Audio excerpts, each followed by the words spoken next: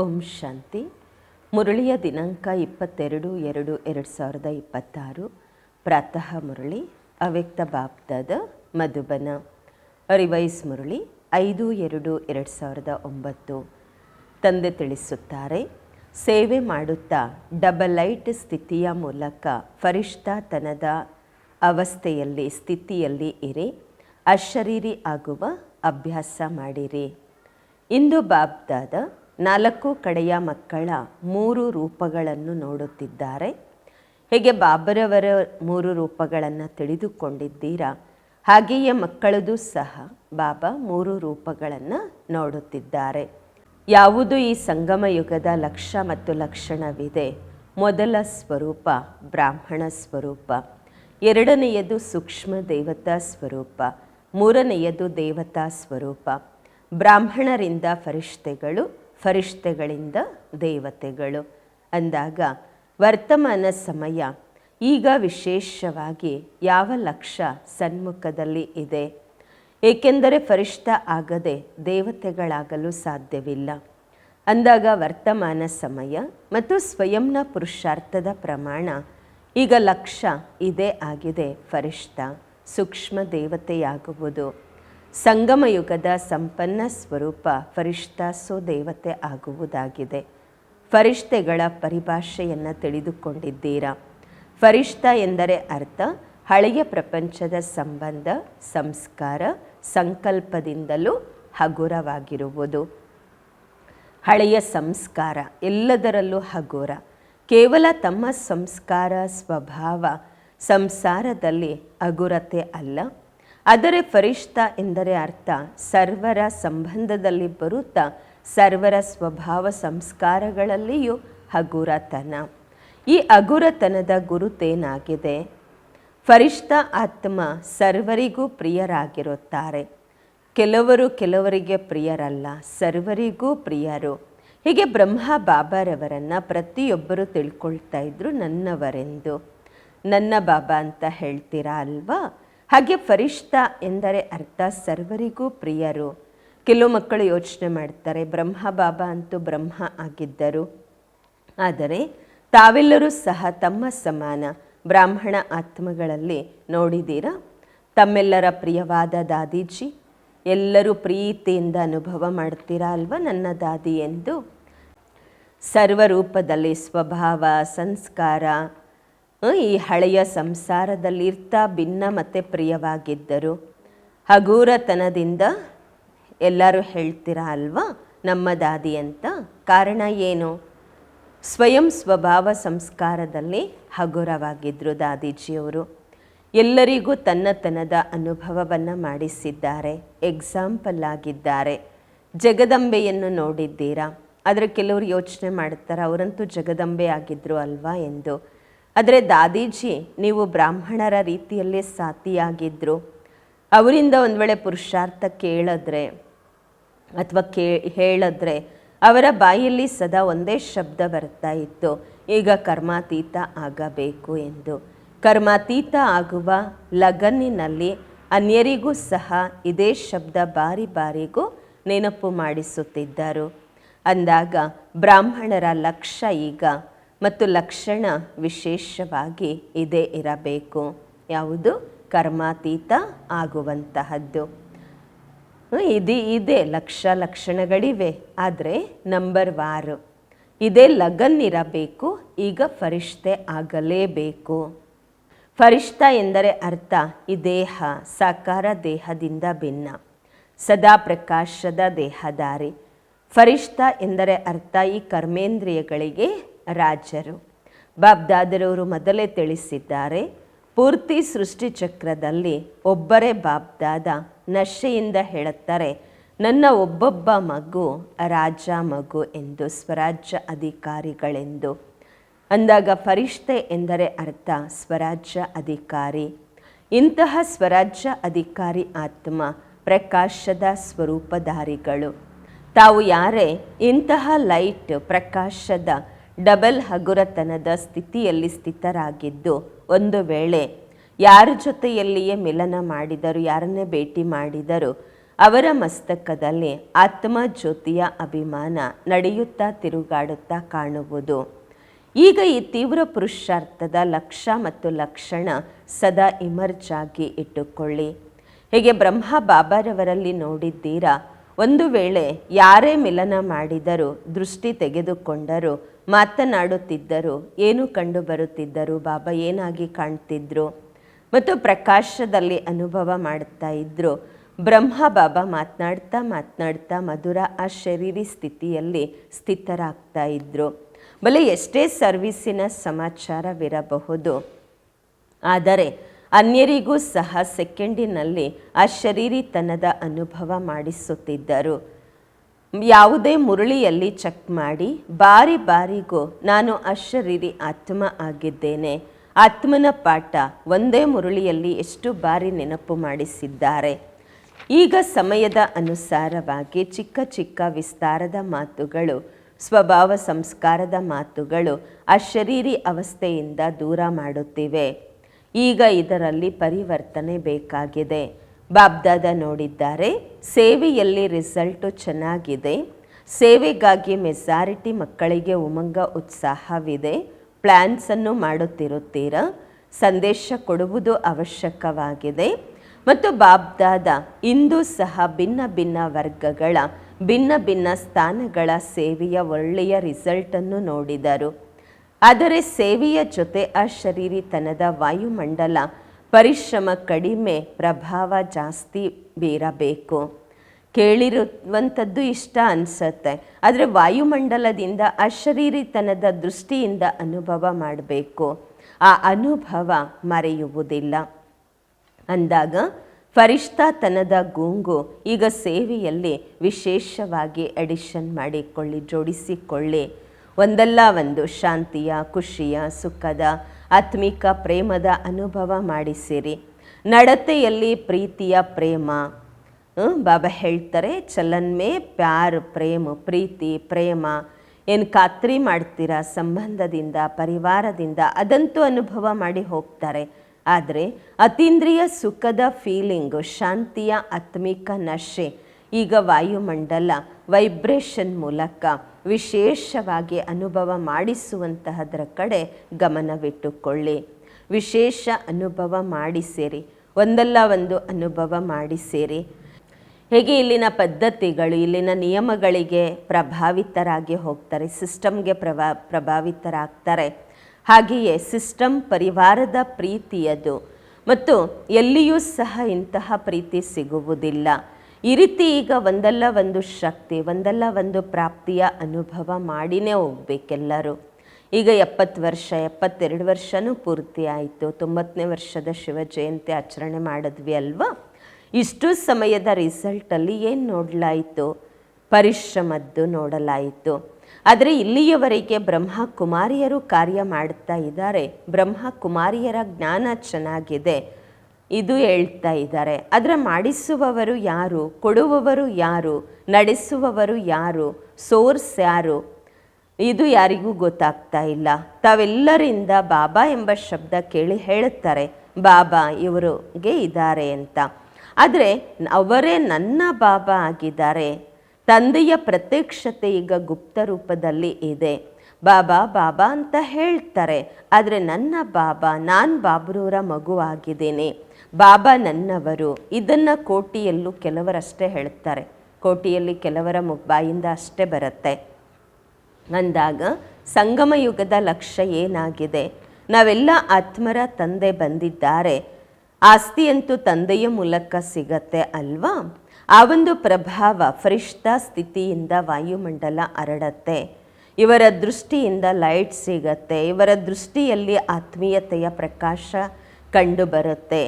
ಈಗ ತೀವ್ರ ಪುರುಷಾರ್ಥದ ಇದೇ ಲಕ್ಷ್ಯವಿಟ್ಟುಕೊಳ್ಳಿ, ನಾನು ಡಬಲ್ ಲೈಟ್ ಫರಿಷ್ಠೆಯಾಗಿದ್ದೇನೆ.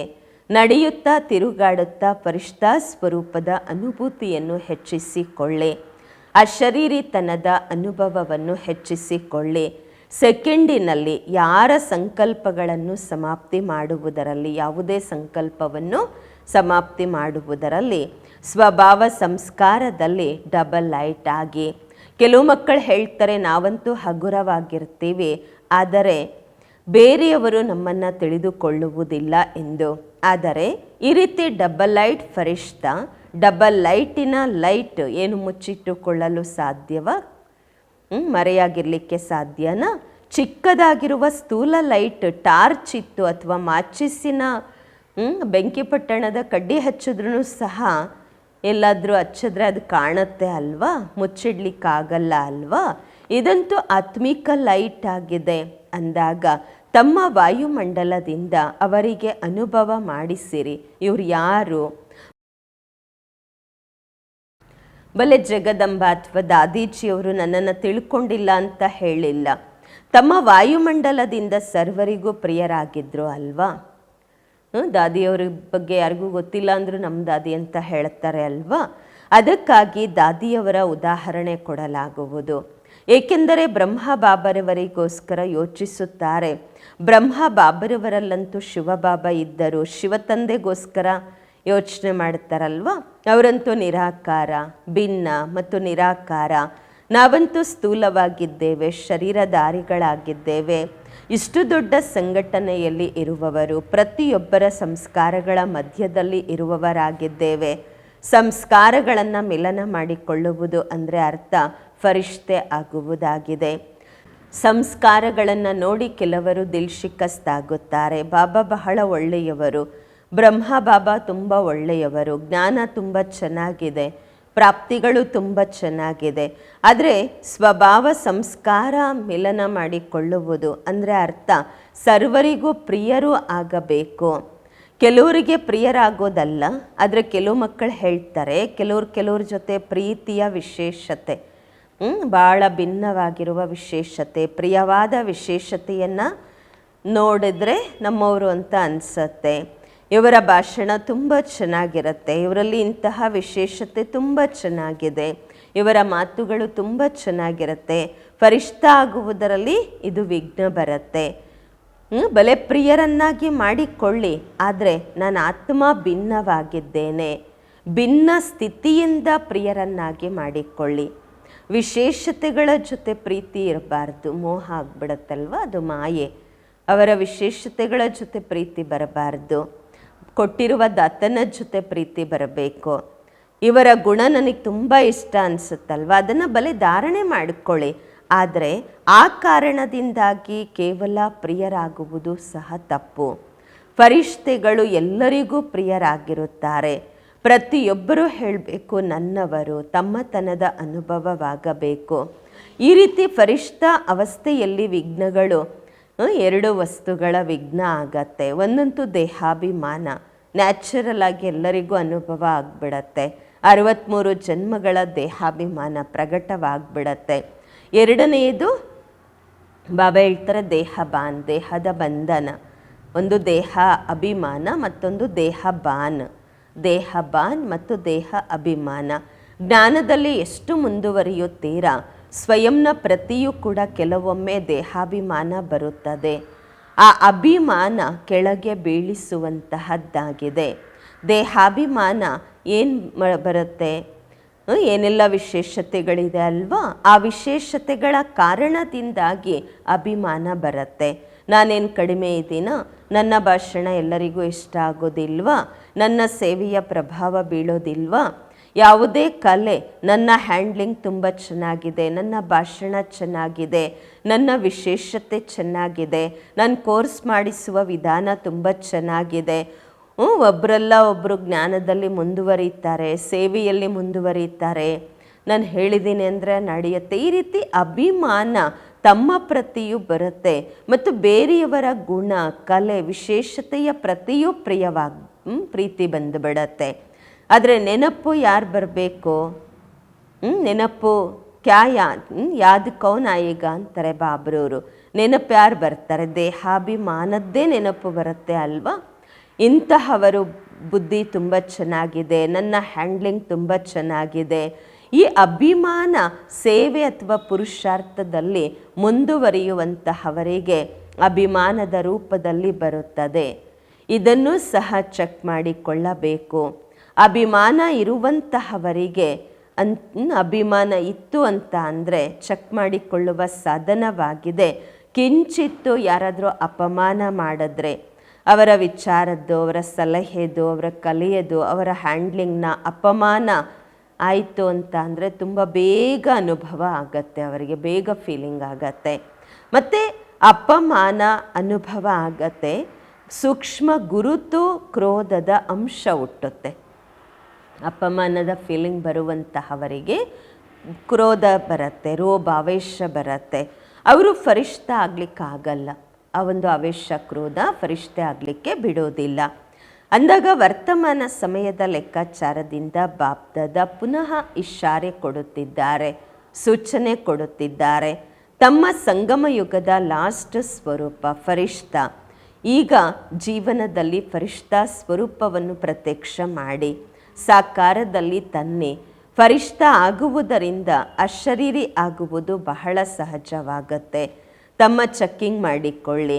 ತಮ್ಮ ವಿಶೇಷತೆ ಮತ್ತಷ್ಟು ಅನ್ಯರ ವಿಶೇಷತೆಗಳಿಗಿಂತ ಸೂಕ್ಷ್ಮ ರೂಪದಲ್ಲಿಯೂ ಕೂಡ ಯಾವುದೇ ಸೆಳೆತ ಅಥವಾ ಅಭಿಮಾನ ಇಲ್ವಾ? ನನ್ನ ವಿಶೇಷತೆಗಳು ಮತ್ತು ಅನ್ಯರ ವಿಶೇಷತೆಗಳ ಜೊತೆಗೆ ಯಾವುದೇ ಸೂಕ್ಷ್ಮ ಅಭಿಮಾನ ಅಥವಾ ಸೆಳೆತ ಇಲ್ವಾ? ಕೆಲವು ಮಕ್ಕಳ ಸ್ಥಿತಿ ಚಿಕ್ಕ ಮಾತಿಂದೇ ಇರುತ್ತೆ, ಆದರೆ ಏರುಪೇರು ಆಗ್ತಾ ಇರುತ್ತೆ. ದಿಲ್ ಖುಷ್, ಮುಖ ಖುಷು. ಅದಕ್ಕೆ ಬದಲಾಗಿ ಚಿಂತೆ ಇರುವಂತಹ ಮುಖ, ಚಿಂತೆ ಇರುವಂತಹದ್ದು ಸ್ಥಿತಿ ಆಗ್ಬಿಡತ್ತೆ. ನಡೀತಾ ತಿರುಗಾಡ್ತಾ ಚಿಂತನ ಮತ್ತು ಚಿಂತೆಯ ಮುಖ ಆಗ್ಬಿಡತ್ತೆ. ನಡೀತಾ ತಿರುಗಾಡ್ತಾ ದಿಲ್ ಶಿಕಸ್ತಾಗ್ಬಿಡ್ತಾರೆ. ದಿಲ್ ಖುಷ್ ಆಗುವುದಕ್ಕೆ ಬದಲಾಗಿ ದಿಲ್ ಶಿಕಸ್ತಾಗ್ಬಿಡ್ತಾರೆ. ಅಂದಾಗ ತಿಳ್ಕೊಂಡ್ರ ಈಗ ತಮ್ಮ ಸಂಗಮ ಯುಗದ ಲಾಸ್ಟ್ ಸ್ಟೇಜ್ ಫರಿಷ್ಠಾತನದ ಸಂಸ್ಕಾರವನ್ನು ಇಮರ್ಜ್ ಮಾಡಿಕೊಳ್ಳಿ. ಹೀಗೆ ಬ್ರಹ್ಮ ಬಾಬರವರನ್ನು ನೋಡಿದ್ದೀರಾ, ಹಾಗೆ ತಂದೆಯನ್ನು ಅನುಸರಿಸಬೇಕು ಅಲ್ವಾ? ಮಾತನಾಡುತ್ತಾ ಲಾಸ್ಟಲ್ಲಿ ಕೆಲವು ಮಕ್ಕಳಿಗೆ ಬಾಬರೂರಿಂದ ಅನುಭವ ಆಗಿದೆ. ಏನಾದರೂ ಸಮಾಚಾರ ಹೇಳಲಿಕ್ಕೆ ಬಂದಿರ್ತಾರೆ, ಆದರೆ ಸಮಾಚಾರದಿಂದ ಭಿನ್ನವಾಗಿಬಿಟ್ಟಿರ್ತಾರೆ. ಶಬ್ದದಿಂದ ಭಿನ್ನ ಸ್ಥಿತಿಯ ಅನುಭವ ಮಾಡಿರುವಂತಹದ್ದನ್ನು ನೋಡಿದ್ದೀರಾ. ಕೆಲವು ಮಾತುಗಳ ಸಮಾಚಾರ ಹೇಳುವುದು ಬಹಳ ಪ್ಲ್ಯಾನ್ ಮಾಡಿ ಬಂದಿರ್ತಾರೆ. ಇದನ್ನು ಹೇಳಬೇಕು, ಅದನ್ನು ಹೇಳಬೇಕು ಅಂತ ಹೇಳಿ, ಇದನ್ನು ಕೇಳಬೇಕು, ಅದನ್ನು ಕೇಳಬೇಕು ಅಂತ. ಆದರೆ ಬಾಬ್ರೂರ್ ಮುಂದೆ ಬಂದ ಕೂಡಲೇ ಏನು ಹೇಳಬೇಕಾಗಿತ್ತು ಅದನ್ನು ಮರೆಯುತ್ತಿದ್ದರು. ಅದಾಗಿದೆ ಫರಿಷ್ಠಾ ಸ್ಥಿತಿ, ಫರಿಷ್ಠಾ ಅವಸ್ಥೆ. ಇಂದು ಯಾವ ಪಾಠವನ್ನು ಪಕ್ಕಾ ಮಾಡಿಕೊಂಡಿರಿ? ನಾನು ಯಾರು? ಫರಿಷ್ಠ. ಯಾವುದೇ ಮಾತುಗಳಿಂದ ಅನ್ಯರ ವಿಶೇಷತೆಗಳು ಮತ್ತು ತಮ್ಮ ವಿಶೇಷತೆಗಳು ದೇಹಾಭಿಮಾನದಿಂದ ಭಿನ್ನ ಡಬಲ್ ಲೈಟ್ ಫರಿಷ್ಠ ಆಗಿರಬೇಕು. ಏಕೆಂದರೆ ಫರಿಷ್ಠ ಆಗದೆ ದೇವತೆಯ ಶ್ರೇಷ್ಠ ಪದವಿ ಸಿಗುವುದಿಲ್ಲ. ಸತ್ಯಯುಗದಲ್ಲಂತೂ ಬಂದಿದ್ದೀರಾ, ಏಕೆಂದರೆ ಬಾಬನಿಗೆ ಮಕ್ಕಳಾಗಿದ್ದೀರಾ. ಆಸ್ತಿಯಂತೂ ಸಿಗತ್ತೆ, ಆದರೆ ಶ್ರೇಷ್ಠ ಪದವಿ ಇರುವುದಿಲ್ಲ. ಏನು ಪ್ರತಿಜ್ಞೆ ಇದೆ, ಸದಾ ಜೊತೆಯಲ್ಲಿರುತ್ತೇವೆ, ಜೊತೆ ರಾಜ್ಯ ಮಾಡುತ್ತೇವೆ, ಸಿಂಹಾಸನದಲ್ಲಿ ಬಲೆ ಕುಳಿತುಕೊಳ್ಳುವುದಿಲ್ಲ, ಆದರೆ ರಾಜ್ಯ ಅಧಿಕಾರಿ ಆಗುತ್ತೇವೆ. ಅಲ್ಲಿನ ರಾಜ್ಯ ಸಭೆಯನ್ನು ನೋಡಿದ್ದೀರಾ ಅಲ್ವಾ?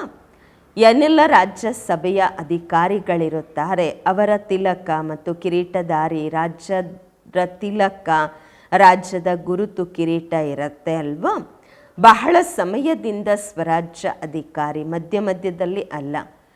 ಬಹಳ ಸಮಯದ ಸ್ವರಾಜ್ಯ ಅಧಿಕಾರಿ ಒಂದು ವೇಳೆ ಸಿಂಹಾಸನದಲ್ಲಿ ಕುಳಿತುಕೊಳ್ಳದೆ ಇರಬಹುದು, ಆದರೆ ರಾಯಲ್ ಫ್ಯಾಮಿಲಿಯ ಅಧಿಕಾರಿ ಅಂತೂ ಆಗುತ್ತಾರೆ. ಒಳ್ಳೆಯದು. ಇಂದು ಯಾರು ಮೊದಲ ಬಾರಿ ಬಂದಿದ್ದೀರೋ ಅವರು ಎದ್ದೇಳಿ. ಒಳ್ಳೆಯದು. ಮುಕ್ಕಾಲು ಸಭೆ ಫಸ್ಟ್ ಟೈಮ್ ಬಂದಿರುವಂತಹವರು ಎದ್ದಿದ್ದೀರಾ.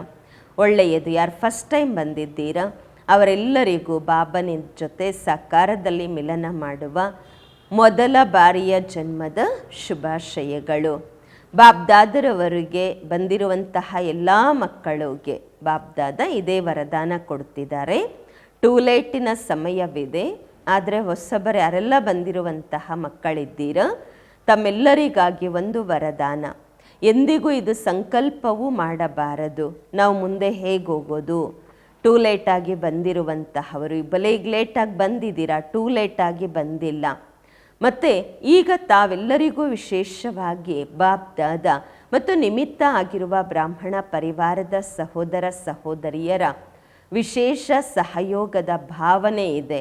ಒಂದು ವೇಳೆ ತಾವು ಸ್ವಲ್ಪ ಸಮಯ ಒಂದೊಂದು ಸೆಕೆಂಡನ್ನು ಸಫಲ ಮಾಡಿಕೊಂಡಿದ್ದೇ ಆದರೆ, ಏಕೆಂದರೆ ಸ್ವಲ್ಪ ಸಮಯದಲ್ಲಿ ತಾವು ಬಹಳಷ್ಟು ಪಡೆಯಬೇಕು. ಒಂದು ಸೆಕೆಂಡನ್ನು ಸಹ ವ್ಯರ್ಥವಾಗಿ ಕಳೆಯಬಾರದು. ಕರ್ಮಯೋಗಿಯಾಗಿದ್ದು ನಡೆಯಬೇಕು. ಕರ್ಮವನ್ನು ಬಿಡಬಾರದು, ಆದರೆ ಕರ್ಮದಲ್ಲಿ ಯೋಗವನ್ನು ಜೋಡಿಸಿಕೊಳ್ಳಬೇಕು. ಕರ್ಮ ಮತ್ತು ಯೋಗದ ಬ್ಯಾಲೆನ್ಸ್ ಇಟ್ಟುಕೊಳ್ಳಬೇಕು. ಅಂದಾಗ ಬ್ಯಾಲೆನ್ಸ್ ಇಟ್ಟುಕೊಳ್ಳುವಂತಹವರಿಗೆ ಎಕ್ಸ್ಟ್ರಾ ಬ್ಲೆಸ್ಸಿಂಗ್ಸ್, ಹೆಚ್ಚುವರಿ ಆಶೀರ್ವಾದ ಸಿಗುತ್ತದೆ. ಅಂದಾಗ ಯಾರೆಲ್ಲ ಲೇಟಾಗಿ ಬಂದಿದ್ದೀರಾ, ಟೂ ಲೇಟ್, ಈಗ ಮುಂದೆ ಹೋಗ್ತಾ ಟೂ ಲೇಟ್ ಬೋರ್ಡು ಬೀಳುವುದು, ತಮಗೆ ಚಾನ್ಸ್ ಸಿಕ್ಕಿದೆ. ಸ್ವಲ್ಪ ಸಮಯದಲ್ಲಿ ತುಂಬ ಪುರುಷಾರ್ಥ ಮಾಡಬಹುದು. ಬಾಬ್ದಾದ ವರದಾನ ಕೊಡುತ್ತಿದ್ದಾರೆ, ಹಿಮ್ಮತ್ತೆ ಬಚ್ಚೆ ಮದದೆ ಬಾಪ್ ಐಹಿ. ನೀವು ಸಾಹಸ ಇಟ್ಟಿದ್ದೇ ಆದರೆ ತಂದೆಯ ಸಹಯೋಗವಂತೂ ಇದ್ದೇ ಇರುವುದು. ಎಲ್ಲ 4 ಕಡೆಯ ಮಕ್ಕಳಿಗೆ ಬಾಪ್ದಾದರವರ ಹೃದಯದ ಆಶೀರ್ವಾದ, ಪದಮ ಗುಣದಷ್ಟು ಶುಭಾಶಯಗಳು ಶುಭಾಶಯಗಳು. ಮತ್ತು ಬರುವಂತಹ ಯಾರೆಲ್ಲ ಪತ್ರಗಳನ್ನು ಕಳಿಸಿದ್ದೀರಾ, ಸೆಕೆಂಡಿಗಿಂತಲೂ ಕಡಿಮೆ ಸಮಯದಲ್ಲಿ ಬಾಪ್ದಾದರವರ ಹತ್ರ ತಲುಪಿಬಿಟ್ಟಿದೆ ಮೆಸೇಜಸ್ಸು, ಪತ್ರಗಳು. ಅವರಿಗೂ ಸಹ ಬಾಪ್ದಾದರವರ ದಾಹದಲ್ಲಿರುವ ಬಾಬನ ಪ್ಯಾಸಿ ಆತ್ಮಗಳಿಗೆ, ಬಂಧನದಲ್ಲಿರುವಂತಹವರು, ಯಾರೆಲ್ಲ ಪೆಟ್ಟನ್ನು ಕೂಡ ಕೊರಳಿನ ಹಾರವನ್ನಾಗಿ ಮಾಡಿಕೊಂಡಿದ್ದೀರಾ, ಅಂತಹ ಆತ್ಮಗಳಿಗೂ ಕೂಡ ನೆನಪು, ಪ್ರೀತಿ ಮತ್ತು ಹೊಸ ಹೊಸ ಸ್ನೇಹಿ ಆತ್ಮರು. ಈಗೇನು ತಯಾರಾಗ್ತಾ ಇದ್ದೀರಾ, ಬಲೆ ಕಡಿಮೆ ಇರಬಹುದು. ಸ್ನೇಹಿ ಮತ್ತು ಸಹಯೋಗಿ ಡಬಲ್ ಆಗಿರಬೇಕು. ಸ್ನೇಹಿಗಳು ಆಗಿರಬೇಕು, ಸಹಯೋಗಿಗಳು ಆಗಿರಬೇಕು. 4 ಕಡೆಯ ಎಲ್ಲ ಯುವಕರು, ವೃದ್ಧರು, ಮಕ್ಕಳು, ಮಾತೆಯರು, ಪಾಂಡವರು ಎಲ್ಲರಿಗೂ ಶುಭಾಶಯಗಳು. ನಾವು ಆತ್ಮಿಕ ಮಕ್ಕಳಿಂದ ಆತ್ಮಿಕ ಮಾತ್ಪಿತಾ ಬಾಪ್ದಾದರವರಿಗೆ ನೆನಪು, ಪ್ರೀತಿ, ಬೆಳಗಿನ ವಂದನೆಗಳು ಹಾಗೂ ನಮಸ್ಕಾರಗಳು. ವರದಾನ: ಸಾಕಾರ ಮತ್ತು ನಿರಾಕಾರ ತಂದೆಯ ಜೊತೆಯ ಮೂಲಕ ಪ್ರತಿ ಸಂಕಲ್ಪದಲ್ಲಿ ವಿಜಯಿ ಆಗುವಂತಹ ಸದಾ ಸಫಲತಾ ಮೂರ್ತಿ ಆಗಿರಿ. ಸಾಕಾರ ಮತ್ತು ನಿರಾಕಾರ ತಂದೆಯ ಜೊತೆಯ ಮೂಲಕ ಪ್ರತಿ ಸಂಕಲ್ಪದಲ್ಲಿ ವಿಜಯಿ ಆಗುವಂತಹ ಸದಾ ಸಫಲತಾ ಮೂರ್ತಿ ಆಗಿರಿ. ವರದಾನದ ವಿಶ್ಲೇಷಣೆ: ಹೀಗೆ ನಿರಾಕಾರ ಆತ್ಮ ಮತ್ತು ಸಾಕಾರ ಶರೀರ ಎರಡರ ಸಂಬಂಧದಿಂದ ಪ್ರತಿ ಕಾರ್ಯ ಮಾಡಬಹುದು. ಹಾಗೆಯೇ ನಿರಾಕಾರ ಮತ್ತು ಸಾಕಾರ ತಂದೆ ಇಬ್ಬರ ಜೊತೆ ಮತ್ತು ಸನ್ಮುಖದಲ್ಲಿಟ್ಟುಕೊಳ್ಳುತ್ತಾ ಪ್ರತಿ ಸಂಕಲ್ಪ ಮತ್ತು ಕರ್ಮ ಮಾಡಿದಾಗ ಸಫಲತಾ ಮೂರ್ತಿ ಆಗುತ್ತೀರಾ. ಏಕೆಂದರೆ ಯಾವಾಗ ಬಾಪ್ದಾದ ಸನ್ಮುಖದಲ್ಲಿರುತ್ತಾರೆ ಆಗ ಅವಶ್ಯವಾಗಿ ಅವರಿಂದ ವೆರಿಫೈ ಮಾಡಿಕೊಂಡು ನಿಶ್ಚಯ ಮತ್ತು ನಿರ್ಭಯತೆಯಿಂದ ಮಾಡ್ತೀರಾ. ಇದರಿಂದ ಸಮಯ ಮತ್ತು ಸಂಕಲ್ಪದ ಉಳಿತಾಯವಾಗುವುದು, ಏನು ವ್ಯರ್ಥ ಆಗುವುದಿಲ್ಲ. ಪ್ರತಿ ಕರ್ಮ ಸ್ವತಃವಾಗಿ ಸಫಲವಾಗುವುದು. ಸ್ಲೋಗನ್: ಆತ್ಮಿಕ ಸ್ನೇಹ ಸಂಪತ್ತಿಗಿಂತಲೂ ಅಧಿಕ ಬೆಲೆ ಬಾಳುವಂತಹದ್ದಾಗಿದೆ, ಮೌಲ್ಯವಂತವಾಗಿದೆ. ಆದ್ದರಿಂದ ಮಾಸ್ಟರ್ ಸ್ನೇಹದ ಸಾಗರ ಆಗಿರಿ. ಆತ್ಮಿಕ ಸ್ನೇಹ ಸಂಪತ್ತಿಗಿಂತಲೂ ಅಧಿಕ ಬೆಲೆ ಬಾಳುವಂತಹದ್ದು, ಆದ್ದರಿಂದ ಮಾಸ್ಟರ್ ಸ್ನೇಹದ ಸಾಗರ ಆಗಿರಿ. ಅವ್ಯಕ್ತ ಇಶಾರೆ: ಏಕತೆ ಮತ್ತು ವಿಶ್ವಾಸದ ವಿಶೇಷತೆಯ ಮೂಲಕ ಸಫಲತಾ ಸಂಪನ್ನರಾಗಿರಿ. ಧರ್ಮಶಕ್ತಿ ಉಳ್ಳಂತಹವರ ಮುಂದೆ ಪವಿತ್ರತೆಯ ಶಕ್ತಿ ಮತ್ತು ರಾಜ್ಯಸತ್ತ ಉಳ್ಳಂತಹವರ ಮುಂದೆ ಏಕತೆಯ ಶಕ್ತಿಯನ್ನು ಸಿದ್ಧ ಮಾಡಿರಿ. ಈ ಎರಡೂ ಶಕ್ತಿಗಳನ್ನು ಸಿದ್ಧ ಮಾಡುವುದರಿಂದ ಈಶ್ವರೀಯ ಶಕ್ತಿಯ ಜೆಂಡ ಬಹಳ ಸಹಜವಾಗಿ ಹಾರುವುದು. ಈಗ ಈ ಎರಡರ ಕಡೆ ವಿಶೇಷ ಗಮನ ಬೇಕು. ಎಷ್ಟೆಷ್ಟು ಪವಿತ್ರತೆ ಮತ್ತು ಏಕತೆಯ ಶಕ್ತಿಯಿಂದ ಅವರ ಸಮೀಪ ಸಂಪರ್ಕದಲ್ಲಿ ಬರುತ್ತಿರುತ್ತೀರಾ ಅಷ್ಟು ಸ್ವಯಂ ತಮ್ಮ ವರ್ಣನೆ ಮಾಡಲಿಕ್ಕೆ ಶುರು ಮಾಡ್ತಾರೆ. ಅಂದರೆ ಬಾಬನ ವರ್ಣನೆ ಮಾಡಲು ಶುರು ಮಾಡುತ್ತಾರೆ. ಓಂ ಶಾಂತಿ.